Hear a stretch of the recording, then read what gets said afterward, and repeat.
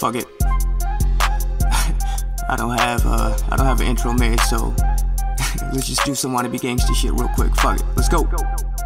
Welcome to Nahh B, covering sports of all sorts. If there's any breaking news, you know we got the report. Our one and only goal is to make this your podcast resort. Get you your favorite team updates, both on and off of the court. Breaking down everything, NFL, NBA, MMA. Not much a soccer fan, but might even cover Team USA. Is KD leaving Golden State?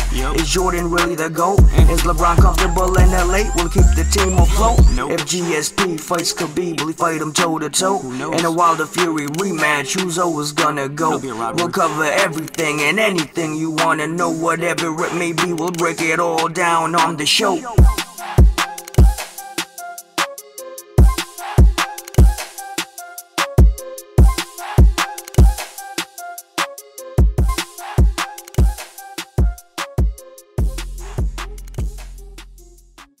What's up, everybody? Welcome to Nahh B Podcast. I am your host, Nahh B. Today is going to be another fighter interview segment. I have with me someone who you are going to see make his bare knuckle boxing debut this Saturday, right? Yes, sir. This Saturday, Mr. Brian Maxwell. My man, how you doing? Pretty good. Ready for this fight Saturday. Yes, sir. So let's get right into it. For all the people who may not know you, tell us about yourself, your story and, your upbringing before getting into, taking the route of combat sports. Well, before I got into combat sports, I'm a country boy. I grew up in Franklin County, Virginia, AKA the Moonshine Capital. And, I grew up around the country. My grandparents farmed. My stepdad farmed, so I pretty much grew up around the farm and stuff, and baling hay and picking tobacco and stuff like that. And that was my way of growing up I played sports also, but I didn't really get heavy into sports until I got into wrestling. I played a little bit of basketball, but I didn't feel like that was my calling because my parents made me do it, but I hated it. So I started lying and going to wrestling practice when basketball tryouts were being held. So I started going to wrestling practice, and wrestling got me hooked. And so I started wrestling in about 7th grade, and it just came. My father was a wrestler in high school, so it kind of came natural to me. So I stuck with it. And so your dad didn't want you to wrestle, even though he wrestled in high school? Yeah, he was more of a basketball guy. Gotcha.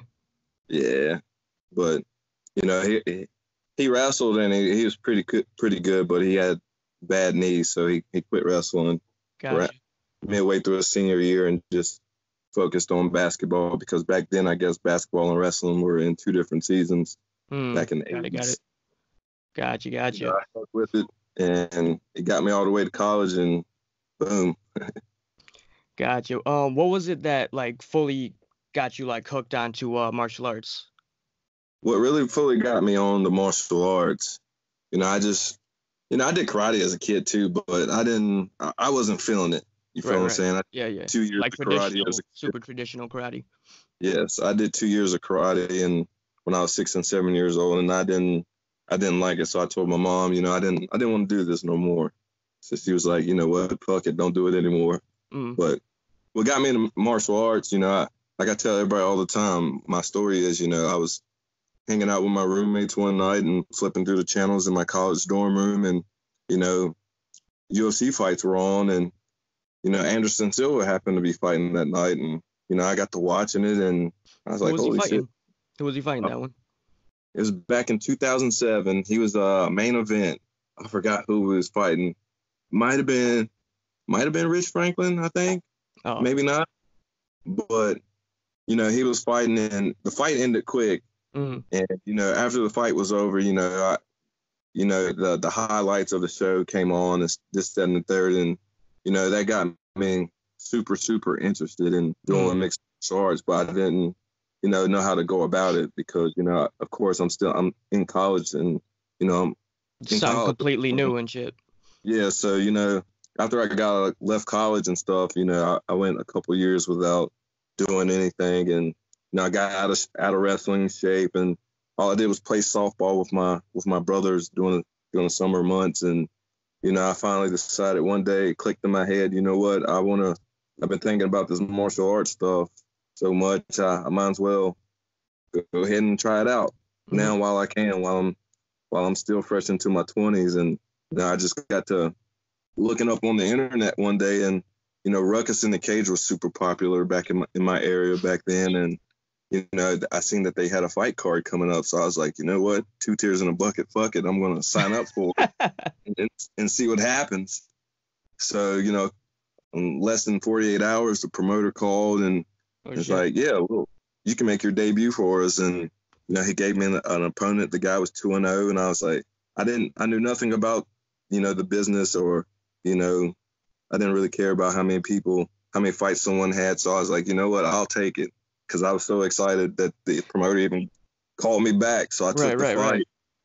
And, you know, the guy, he came from a real good jiu-jitsu school.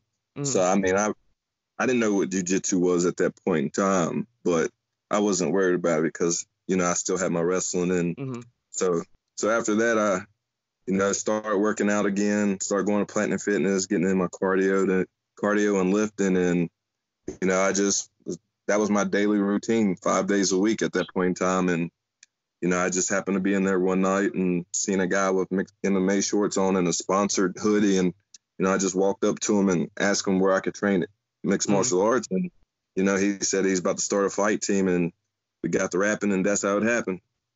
I got you. How old were you when you did that, when you took that fight? I was 23, 24. I'm going to say 24. Gotcha. I was 24 years old.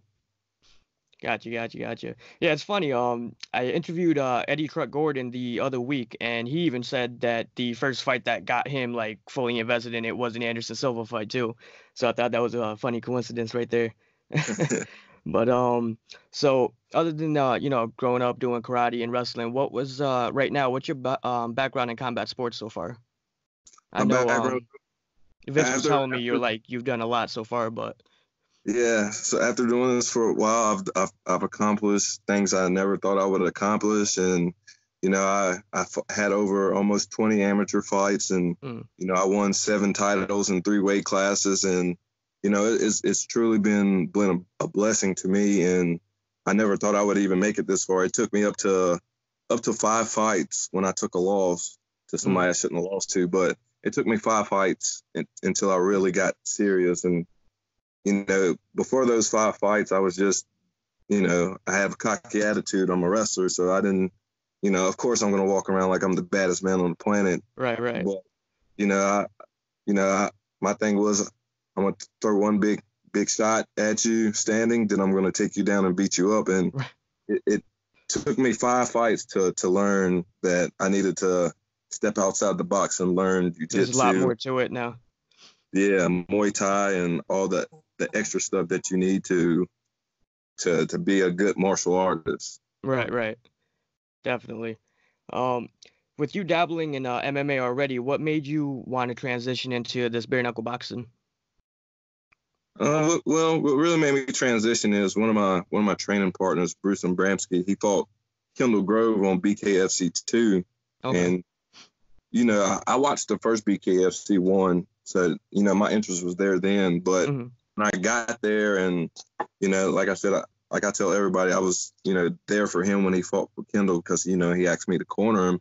So, you know, that was another blessing to be able to take that part of his journey with him there. But, you know, we got there, and, you know, I had just fought the 2 weekends before that, probably the biggest fight of my pro career so far, because the guy that I fought, you know, he was a champion from the eastern part of Virginia for a big promotion, and I was champion on this side of Virginia, Western Virginia, for bigger promotions and other promotions. And, you know, that us finally being able to fight each other as a pros, that was the biggest deal of my pro career so far. But, you know, when I was at BKFC 2, you know, like I tell all the podcasts and radio interviews that I've done, you know, a lot of the cameras and stuff were on me instead of Bruce. And I was like, you know, a lot of fighters thought I was fighting at BKFC 2, but it's like, no, I'm not fighting. My buddy's fighting.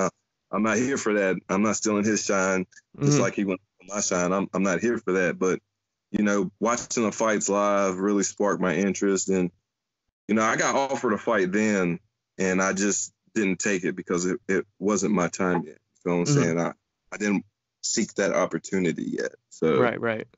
That was a whole ordeal with that. But, you know, months went by, and, you know, like I said, another 2 shows went by, and, you know, I've watched every single second of every show that's been out from BKFC 1 to BKFC 7. And I've watched every second of every fight card and multiple times. So, you know, they had tryouts in Philly, and I was like, well, it's laid on the table for me. So I contacted Nate and Mr. Feldman. I filled out the paperwork and took that drive with a couple other buddies to Philly and did the tryout. And, you know, I felt we all did well. As myself, I felt very well about it. And, you know, I left there with a high head.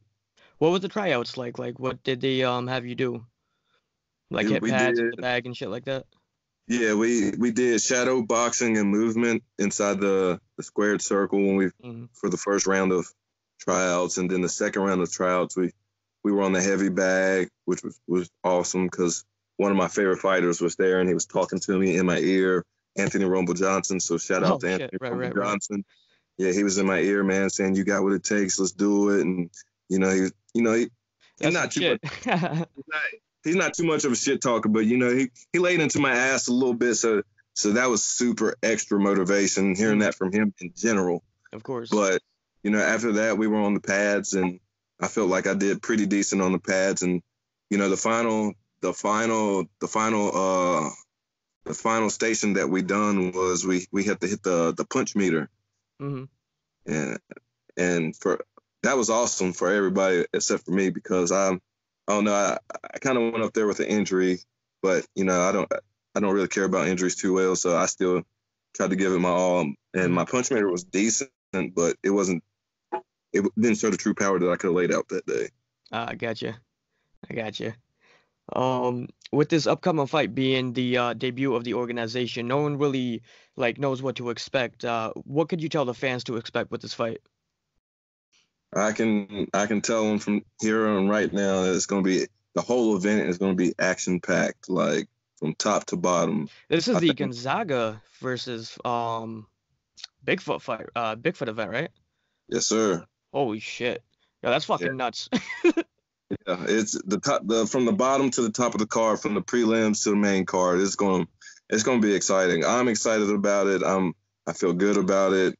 You know, I'm ready to bang. What weight class is this at? I'm fighting at 195. And that would be considered middleweight? I forgot how they do the weight classes, but I think it might be still. I think it might still be considered middleweight. Yeah. I never really looked into how they did that either. But so do you know any or much info on your opponent? The only info that I know on my opponent is he, you know, per se, they say he hasn't fought since 2012, but oh damn, you know, they say he has a kickboxing background, so I don't know if he's been training still or not, but I'm not too much worried about it because, you know, I've been heavily active. I train 6 days a week, sometimes 7. I fight very actively, so I'm not the least worried about it too much, but you know, whatever he's doing, God bless him. And, you know, I'm ready to show him what I can do. I'm not too much worried about what my opponent's going to do. I got you. Have you seen any footage of him or anything leading up to this, or are you just going in, just letting it hang? The only footage I've seen is the couple interviews that he did before he signed, and that's about it. I haven't seen anything on Facebook or anything. And, you know, I'm not that type of guy to, you know, stalk somebody's Facebook and see what they're posting. And I'm also the type of person, I don't post too much of what I'm doing in training either. So I got you. So that makes it more exciting to me. You feel what I'm saying? I'm definitely not going into this fight blind because I've been there. I've been doing this since 2011, and I feel very good. It's probably one of my best fight camps transitioning from MMA to boxing that I've had so far. So definitely shout out to all my team members at Round 30, hybrid mixed martial arts. Shout out to Scott Cujo Sigmund, pro boxer, and all those other guys that helped me in this fight camp so far. It's truly, like I said, it's truly a blessing, and I love it, and I can't wait. So you definitely you think this is probably the best you've ever felt so far? Yes, for sure. And I didn't have mentally, physically. Yes, mentally and physically. It's probably I didn't have to cut too much weight for this fight, so I'm definitely happy for that. I got you. How does the weigh-ins work? Do you know? I know this is your debut and all that, but how does that work? Weigh-ins, they usually have a big press conference. Either before weigh-ins, they have the big press like a pre-press conference on Thursday, like Thursday evening, and then after the press conference, everybody does meet and greets and signs autographs and this, that, and the third, and then all on the same day of the weigh-in. No, the weigh-ins are on Friday. They do like a pre-press conference on Thursdays. Got it. But then they do weigh-ins on Fridays, and then they do the big press conference on Friday evening following weigh-ins after everything's said and done. So I'm definitely. Did you do weigh-ins in the morning or the evening?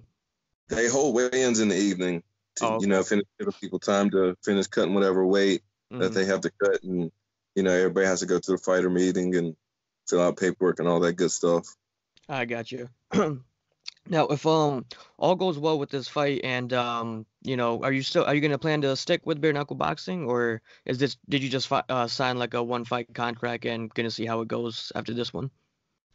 No, I signed a multi-fight deal, so okay. I'm looking to make this my home. After these 3 fights are over, whether they come back to back or if they're spread out over a couple of shows, I'm still looking to make this my home, but if they allow it, I'm still gonna do my thing in MMA and Muay Thai also. So we'll see where it goes, but I definitely want to make this my home because I feel like I could do something big with this. Yeah, you think you could do very well in this organization? I got you. One last question, brother. With bare knuckle boxing being as an intense of an environment as it is, what is your mindset going into this fight, and what kind of advice would you give, any aspiring fighters that might want to take the same route as you? I mean, my mindset going in is, I'm mentally prepared, I'm physically prepared, and I've done everything necessary to do it and to get this far, and I'm just ready to fight. Like I woke up this morning, my adrenaline was pumping. It always happens the Monday of fight week. I wake up, my adrenaline's pumping. I'm ready to go right then and there. So, I'm going to keep the same energy for this weekend. And, to the guys looking to step in, this sport is growing like super big. Yeah, very fast too. Like I said before on a podcast, 3 to 5 years, bare knuckle boxing is going to be bigger than the UFC and there's another. I'm hearing there's another company now too, right? There's another bare knuckle fighting company now, right? Valor or something, Valor, whatever it's called. Yeah, I think it's ran by Ken Shamrock, I think. Right. Yeah. I just heard about that recently too, and I'm like, holy shit! It's just changing now. That's pretty cool because my very first MMA fight when I made my debut as an amateur, Ken Shamrock was at my fight, so that was awesome too. That's fucking awesome as fuck. He's in my top 25 favorite wrestlers, so that was awesome. He shook my hand after the fight and everything, so that was dope. You saying pro wrestler, right? Yes. Yeah, definitely, bro. I used to be a diehard wrestling fan, and when I saw Ken in WWF, I was like, yo, this dude badass man. And I hear he did MMA, and I was like, oh, he's gonna kill this guy. Talking about Tito, and I was like, he's gonna snap his ankle or some shit, you know what I mean? And after watching that fight, that's what really opened my eyes to MMA right there. Like seeing him get demolished like that, I was like, there's a lot more to this shit. He was dominant in wrestling, and him with the ankle locks and him just beasting people. You're like, oh shit, MMA for him is gonna be nothing. Yeah, right. But I've noticed that about a lot of wrestlers that went from WWE to MMA, but being Brock Lesnar has been the best one so far. But right, but he had legitimate backgrounds in wrestling, collegiate wrestling, and all that shit, and just the physical gifts in general, So, but when I saw that really broke my heart with Ken Shamrock. But it was probably for the best. But hey man, listen, I want to thank you so much for doing this interview. I know this is fight week, so I know you're probably cutting weight and you're probably a little aggravated and whatnot, but you know what I'm saying? It's not too bad. I only got a couple pounds left to cut off, so I'm all gravy, so I'm happy about it. But most definitely, thank you for even considering me for the podcast and of course, brother. The video. I think anytime you want to have me on, just let me know, and I'm more than happy to do it. Yes, sir, brother. Yeah, the whole point of my show, honestly, I don't care about the most popular or the least known. You know what I mean? The way I look at it, I love this combat sports in general so much that I know that every fighter has a story, you know what I mean? And I want to hear that story and try to get that story out to as many people as I could at the same time, So this was a pleasure, man. And hey, man, good luck. Give him hell, bro. You got a new fan in me, and I'm rooting for you, bro. Thank you. Hey, I got to get on you real quick, though. Yeah. Don't even do it. Don't even do it. I see you got an Eagles hat on, so I got to get on you for a second. Go ahead. But yeah, I seen that, we're rivals. I'm a Redskin fan. So, oh, are you? Yeah. So I had to get you for a second. The Redskins are the only NFC East team that I'm like okay with. You know what I mean? When it comes to the fucking Cowboys and Giants, I have, Patriots. I have no patience for that, especially Patriots, bro. I don't even talk about that. So like Redskins, they cool. I'm cool with that. Yeah, Cowboy fans are a little bit extra. A little too extra. They just lost to the fucking Jets yesterday. Yeah. Oh man, I ain't heard from a single Cowboys fan today. So. Oh nope, it's been how that went. Oh, I didn't even check First Take today. I should have. Not First Take, Undisputed, because now I really want to hear what Skip Bayless had to say. Oh, you already know Skip Bayless talked this junk. Oh no, he's crazy. But yo, brother, definitely. Now I know next talk we do is definitely gonna be about football. You know what I mean? Take the no away from fighting for a bit and just veer off. But yo, man, like I said, best of luck. Thank you, and I'll see you later, brother. All right, thank you. Take care.